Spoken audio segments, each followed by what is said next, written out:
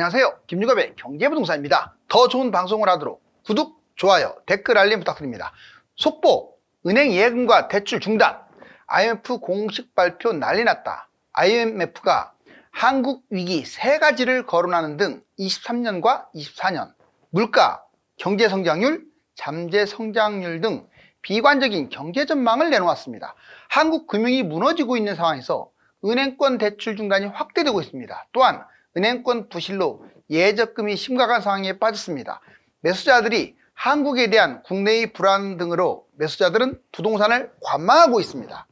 유료 상담은 010-2616-6276 제가 직접 매수 타이밍과 입지를 추천해 드립니다. 지금 바로 전화 주십시오. 은행 예금과 대출 중단, IMF 공식 발표 난리 났다. 좀 잘 됐으면 좋겠어요. 우리 대한민국이 비상했으면 좋겠습니다. 그런데 현재는 그렇게 녹록한 상황이 아닙니다. 추락하고 있는 모습 보이죠? 먼저 속보, IMF 한국 위기 3가지 아예 구체적으로 이거 치면 나올 거예요. IMF 올해 한국 물가 상승률 3.6%로 상향 조정. 세상에 여러분들 물가 상승률을 계속 상향, 성장률은 제자리. 지금 우리나라가 원래 다이나믹 코리아였는데 이제는 그냥 뭐 계속 물귀신처럼 따라 들어가는 것 같아요. 자, 먼저 물가, 경제 성장, 잠재 성장률, IMF가 우리나라 위기 3가지 진단을 한번 한 걸 보자고요. 이 사람들이 위기라는 말을 자주 안 썼지만 사실상 그걸 선언한 거나 다름없어요. 보도자료에서 2023년 물가 3.6%. 와, 정말 높지 않나요? 3%대 이번 24년 2.4%. 생각보다 많이 안 빠지고 있죠, 지금. 그것도 상향 조정을 해버렸어요. 물가 안정을 위해서 고금리 상당기간 지속하라는 말까지 빼놓지 않습니다.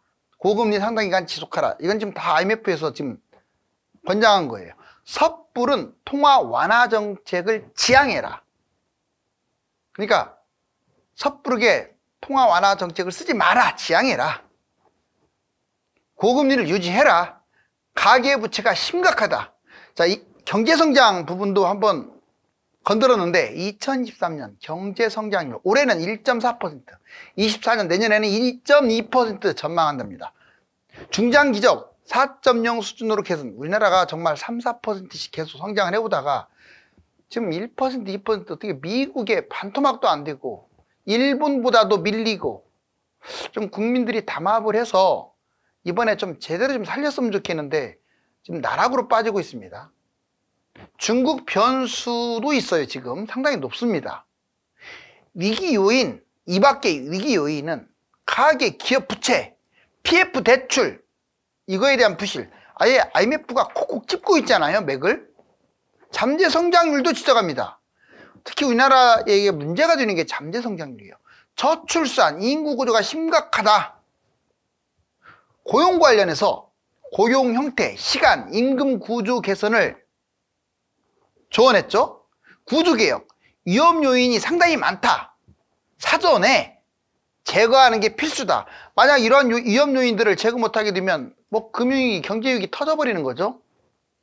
아무튼 내년에 물가, 경제성장, 잠재성장률 부정적으로 보았다.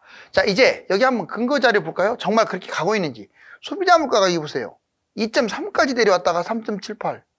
와, 그러면 지금 올해 전반적으로 지금 미국 같은 경우는 뚝 떨어졌는데 계속 지금 다시 또 역으로 이렇게 올라간다는 뜻인데 위험하지 않나요? 특히 문제가 되는 게 여러분들 밥상, 물가, 농축산물 보세요. 마이너스에서 좀 움직이는 것 같던 2.7, 와, 7.3까지. 그냥 고공행진을 해버리고 있죠. 경제 성장률이 좋지 않습니다. 떨어져야 할 물가는 올라가고 있고 올라가야 할 경제 성장률, 월별 무역 수지는 적자를 면치 못하고 있고 보세요. 지금 2022년 2분기, 2023년 3분기까지 나와 있는데 마이너스 0.03까지 떨어졌다가 0.3, 0.6, 0.6 정말 분기별이라고 하지만 이건 너무 낮지 않나요? 0.6씩 간다고 하더라도 4, 6, 24, 2.3% 너무 낮아요. 우리나라가 지금 4% 이상 다시 회복을 빨리빨리 했으면 좋겠습니다. 월별 무역수지. 여러분들 23년 4월달 그리고 11월달 비교해보세요. 다시 또 이렇게 무역수지가 좋아지는가 싶더니 마이너스 17억 4천만 또 적자 나고 있죠. 우리나라가 무역수지 적자 이거 과거에 이렇게 문제 생긴 적이 없어요. 무역수지 적자를 고민하다니요, 세상에. 금융권 폭탄, 금융부실, 대출 중단, 예적금 위기, 한국 금융이 무너지고 있다. 금융권 폭탄. 네 가지로 간단하게 짚어볼까요? 금융부실이 일단 문제입니다. 중국, 환율, 경제, 전쟁 이런 문제들. 2금융권 연체율 심각하고요. 1금융권은 가계부채가 문제가 됐죠. 정부는 세금이 부족한 상황이에요. 이거 어디서 떼올지. 대출 중단. 자, 원인. 부채 연체가 심각하니까 대출까지 이제 먼저 DSR부터 건들고 있잖아요. 사실 대출 중단으로 가기 위한 과정입니다. 현재 디딤돌, PF 이거 다 중단됐죠. 보금자리 50년 만기까지. 심각. 여기 단계가 넘어가게 되면 이제 모든 대출에 대해서 중단할 위기에 지금 놓여 있어요. 왜? 가계대출 때문에 지금 나라 망하게 생겼는데. 예적금 위기. 만기예금 지금 위험합니다. 바로 못 돌려주는 2금융권도 나오고 9에서 11월 고금리. 지금 현재는 고금리. 제일 초고금리예요. 2금융권 점점 악화되고 있고 연체, 손실은 역대 최대급이고 그러니 IMF가 또 따로 강력 경고. 규제 완화를 재검토해라. 지금 우리나라가 너무나 금융 쪽으로 규제 완화를 했다. 부동산 부채 급증. 이거 아주 지금 단순 경고 수준이 아닙니다. 지금. 가계부채 붕괴 위험. 경제위기 신호까지도 포착. 예적금 못 받는다. 금융부실 강력 점검. 여러분들 은행들이 줄줄이 무너지는데 내 예금은 안전할까요? 그렇다고 해서 또 이런 말 한다고 해서 그러면 돈을 바로 빼야 합니까? 은행에서. 당장 오늘 터진다는 얘기는 아니에요. 좀 부실하니까 신경 써라 이런 말이고 몰빵하지 말라는 거지.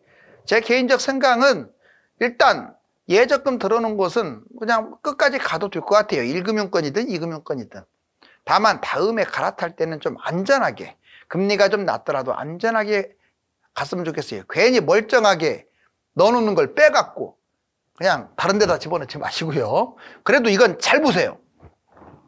은행 부도위기, 위험 요인, 불확실성이 너무 많아. 전쟁도 있고 고금리에다가 당분간 위험 징조, 민간 부도, 돈감음 서로 예금 경쟁하고 있어요. 은행들이 정신 못 차리고. 왜? 대출금리 올리려고. 1금융권 자기자본 비율도 BIS도 15에서 18% 수준으로 낮아요. 제가 우리 은행 같은 경우는 제일 낮다고 지적도 해줬잖아요. 23년째 5천만 원. 세상에 예금자 보호법이 5천만 원 우리나라 GDP 대비해서 너무 낮아요. 1금융권에게 지나친 특혜를 주기 위한 꼼수죠. 보호은행, 자, 은행, 증권사, 보험사, 외국계 다 보호는 됩니다. 자체 기금, 행안부 보호는 단위농협, 축협, 수협조합, 신협조합, 새마을금고 이런 데는 다 보호가 돼요. 단 5천만 원에 한해서. 1억 상향 이번에 충분히 가능했는데 물거품 내버렸어요. 정부가 반대했거든요. 2금융권 자본 쏠림 방지한다는 측면에서. 물론 부작용도 있을 겁니다. 자꾸 이자 더 높은 곳으로 돈이 쏠려버리면 더 부실이 생길 수도 있죠. 그렇지만 그거는 그냥 내가 보기에는 기우예요, 기우. 여기 보세요. 1금융권 혜택 주기 위한 행동으로 저는 보여져요. 미국 3.5억이고요. 세상에. 미국은 우리나라보다 딱 2배 잘 사는데 7배를 더 보장해 주네요. 독일, 영국 1.5억. 우리나라보다 한 20, 30%밖에 잘 살지 않는데 1.5억. 일본은 우리나라하고 비슷합니다. 1억이나. 우리나라는 뭡니까? 5천만 원 보장. 경제위기 위험. 5천만 원씩 분산 예금하시는 게 여러분들한테 최선입니다. 자, 가계대출 중단 3단계 시나리오 이것도 좀 알아두세요. 멈춤 없는 가계대출 증가세, 당국 DSR 예외 줄인다. 그렇죠. 우선은 지금 DSR 예외부터 건들고 있어요.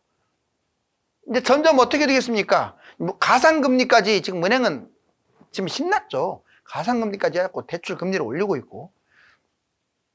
그렇게 해서 은행 금리를 올리면 대출을 많이 받지 않지 않겠느냐 이런 생각을 갖고 있는 거예요.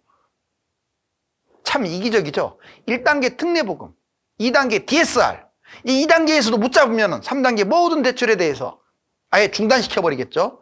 물론 이것도 금액대별로 이제 아파트를 매수하면 고가부터 저가로 이렇게 내려오겠죠. 자, 먼저 1단계 특례보금 50년 만기 주담대 제한했고 40년 만기 확대 중. 이것도 이제 제한할 것 같아요. 특례보금자리 일반형 이미 중단되고 폐지 수순이고 디딤돌 대출도 판매 중단. 연간 공급 한도를 소진해서 중단된 거예요. 2단계 DSR 변동금리 스트레스 DSR.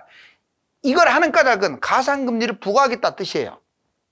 그러면 금리를 더 많이 대출을 많이 못 받고 금리는 세지고 DSR 예외규정 축소, 예외규정이 많죠. 꼼수 DSR이라고 하는데 전세대출 6억 미만 이것까지도 이제 손을 댈 것 같아요. 그리고 여러분들 집단대출 들어보셨죠? 분양 이것도 지금까지는 중도금대출 다 해줬는데 이제는 그것도 아마 제약을 가할 거예요. 그만큼 가계부채가 심각. DSR 강화 1억 이상 DSR 40%로 제한. 이제 35% 이제 점점 여러분들 신용도까지 보면서 신용 점수까지 보면서 이제 확대시킬 가능성이 높아요. 자, 3단계 모든 대출 가계부채 증가 시 부담대 30% 이내로 또는 안 해줘버릴 수도 있어요. DSR 대폭 확대.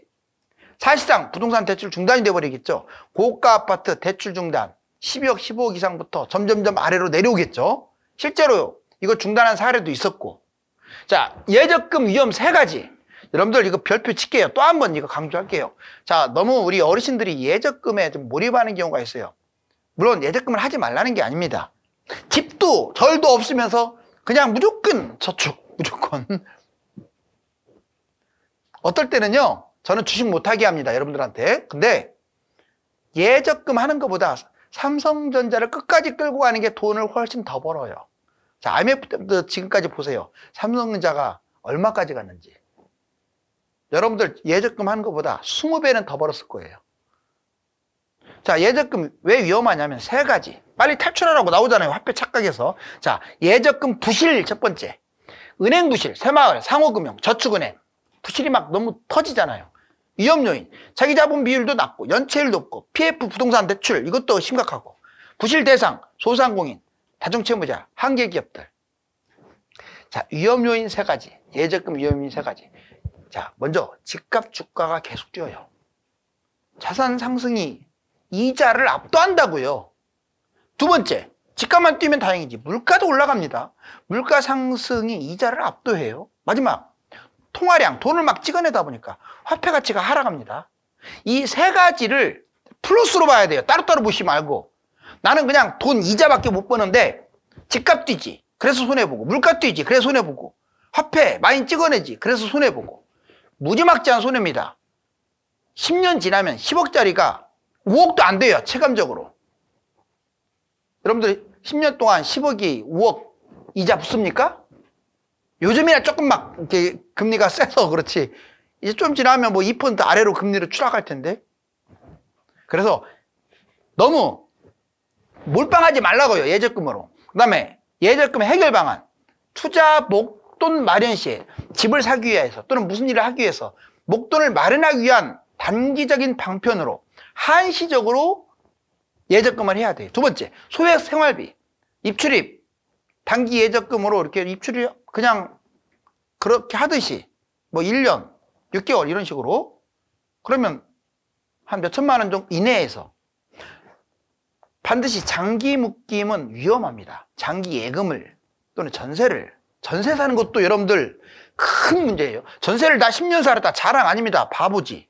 물론 돈이 없어서 어쩔 수 없이 사는 경우도 있지만 그래도 어떤 식으로든지 투자를 해야죠. 자본주의에서. 돈이 묶이면 안 된다고요. 장기 예금 막 몇 억씩, 전세살이 몇 억씩, 비환금성, 팔리지도 않는 상가 하나, 뭐 기타 등등 그런 곳에 몇 억씩. 이러면 본인은 평생 가난해지죠. 자, 이제 이금융권 위험요소 정리를 해볼게요. 건전성이 취약하죠. 이금융권. BIS가 낮아서 자기자본 비율이 너무 낮아서 부도 위험도 있고 연체율이 높습니다. 고금리, 고위험. 이거 줄타기 하죠. 자꾸 대출로 때려 막는 거예요. 얘들도. PF 대출이 높죠. 건설사 부도에 노출돼 있습니다. 건설사 부도나면 얘들도 같이 부도나는 거야. 예금 고금리 경쟁. 이제는 1금융권하고도 비슷해졌어요. 하도 막 1금융권에서도 돈 타령하다 보니까 예적금 위험성이 높습니다. 경제 위기라든가 불안에 노출되게 되면 못 받을 수도 있고, 아까 5천만 원밖에 보장이 안 되잖아요. 대출 위험성, 연체 위험, 신용 하락. 자, 세계 요인과 국내 요인에 따른 연도별 집값 전망을 한번 볼까요? 매수자 부동산 지금 관망을 하고 있는데 왜 그러느냐? 바로 대출, 금리, 경제, 가격, 미분양. 대출부터 보면 대출 축소 중단, 특례보금자리, 50년, DSR 규제. 특히 DSR 강력 규제로 인해서 지금 대출을 마음대로 못 받으니까 주춤. 사실상 현금 가지고 있는 사람들이 매입을 해야 하는 꼴이에요. 고금리 충격이죠. 또 금리가 너무 세. 미국 금리 인상, 대출 금리가 4에서 7%. 여러분들 이번에 자 계속 지금 은행들이 코픽스 금리 그냥 크게 오른 상태에서 떨어뜨릴 생각을 안 해요. 고금리 장기화, 2030 매입이 지금 주춤하고 있죠. 자, 불안한 경제, 유가, 물가, 달러, 전쟁, 국외 여건이 불안합니다. 부채, 연체, PF 은행, 자, 그리고 국내에도 불안하죠.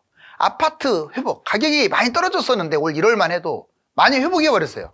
최저점 대비 마이너스 40%였는데 현재는 마이너스 25%로 회복한 곳들이 많습니다. 에게 이렇게 많이 회복했어? 그래서 관망하는 거예요. 가격 때문에. 매수자 1월달 최저 가격을 희망하고 있어요. 근데 이거는 여러분들이 또 1월달 수준으로 무조건 떨어진다, 그렇게만 생각하면 안 돼요. 더 떨어질 수도 있고 그만큼 떨어질 수도 있고 안 떨어질 수도 있고 올라갈 수도 있습니다.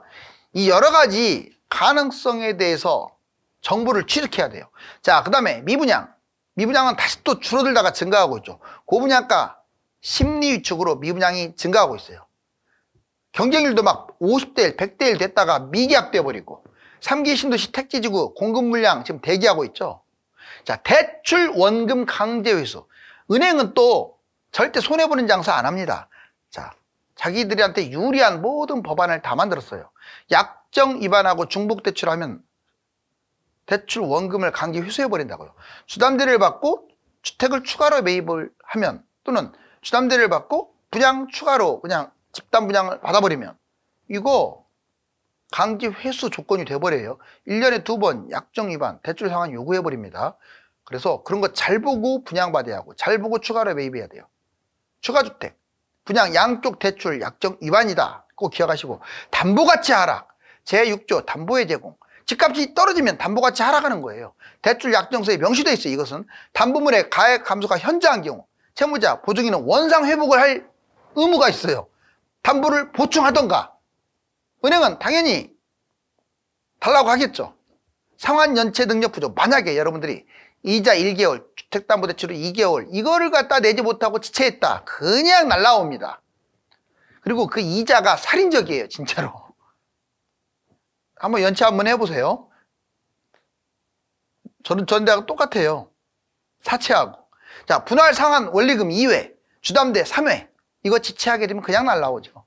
상환 능력 부족, 연체는 강제 회수해버립니다. 이제 이런 짝이 안 나도록 해야겠죠. 자, 지금 은행들이 이 대출 이율 가지고 지금 계속 자, 예대 마진 장사를 지금 하고 있는 상황이에요. 하지만 금융이 지금 불안한 상황이라 글쎄요, 일각에서는 지금이 마지막 고비이며 경제 위기나 불안, 고금리의 허들을 넘었다고 말하고 있습니다. 과연 어느 것이 진실일까요? 감사합니다.